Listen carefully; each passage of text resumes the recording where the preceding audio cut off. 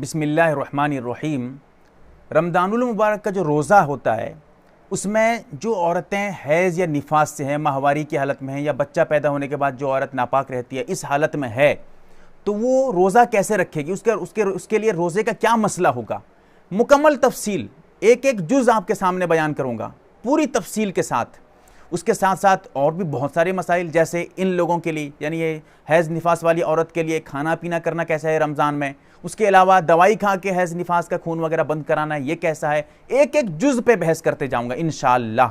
सबसे पहली बात, रोज़ा रखना हैज़ या निफास की हालत में बिल्कुल हराम, जायज़ नहीं है। जैसा कि अल्लाह के रसूल सल्लल्लाहु अलैहि वसल्लम ने इरशाद फरमाया, इदा हादत, जब औरत हायज़ा हो जाए, लम तुसल्ली व लम तसुम, वो नमाज भी न पढ़े रोज़ा भी न रखे। यह हदीस आपको बुखारी शरीफ में हदीस नंबर 1951 पे मिल जाएगी, जिससे ये बात वाज़े हो जाती है इन औरतों के लिए रोज़ा रखना नाजायज़ है, हराम है, बिल्कुल इजाज़त नहीं।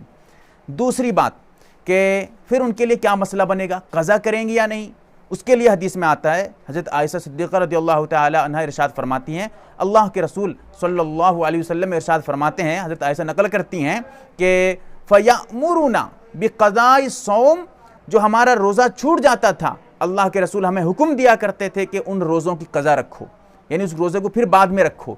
यह हदीस आपको जो है नसाई शरीफ में हदीस नंबर 2318 पे मिल जाएगी।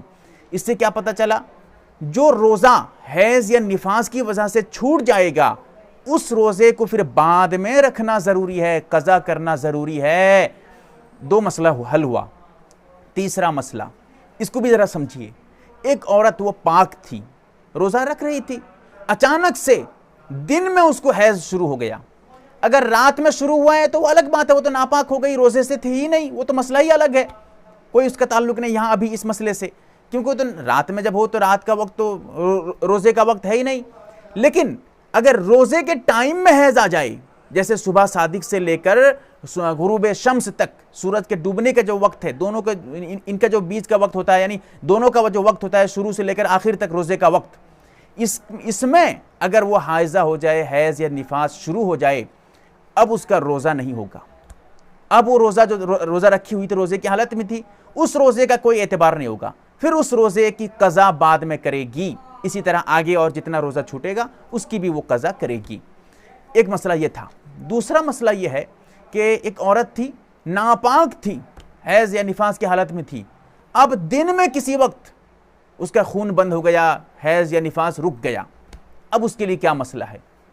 उसके लिए मसला ये है कि जैसे ही खून रुक जाए, अगर रात में रुका है, यानी रोज़े का टाइम अभी शुरू नहीं हुआ था, जो है सुबह सादिक से पहले वो रुका है, तो इस सूरत में वो गुस्ल वगैरह करके रोज़ा रख लेगी। अगर गुस्ल नहीं भी की है तब भी रोज़ा रखेगी, बाद में गुस्ल कर सकती है, यानी नमाज वगैरह फजर की नहीं छूटनी चाहिए, ये भी याद रखना है आपको।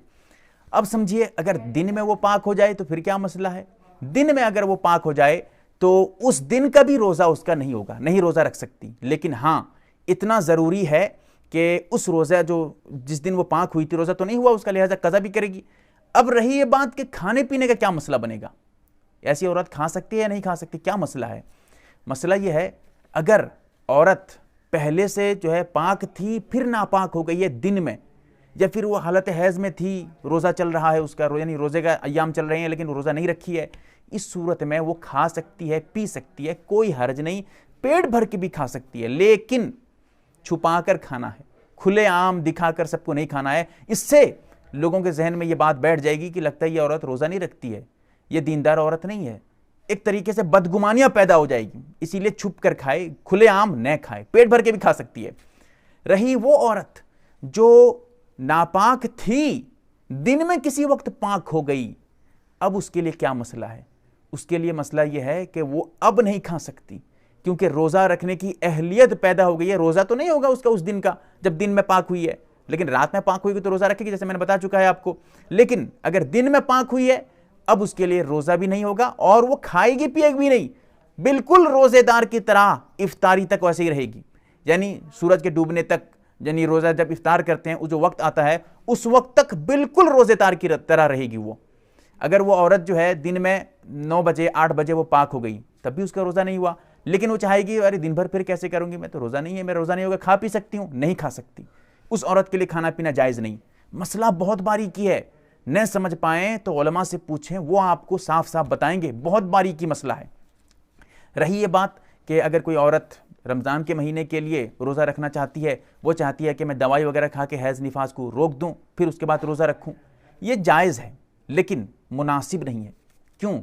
इसीलिए नहीं है कि औरतें ये समझ रही हैं रमज़ान में हम जब रोज़ा नहीं रखेंगे तो बाद में जो कज़ा रखेंगे वो सवाब हमको नहीं मिलेगा, इसीलिए हम दवाई वगैरह खा के रोक देते हैं, फिर रमज़ान में रोज़े की फजीलत हासिल करते हैं।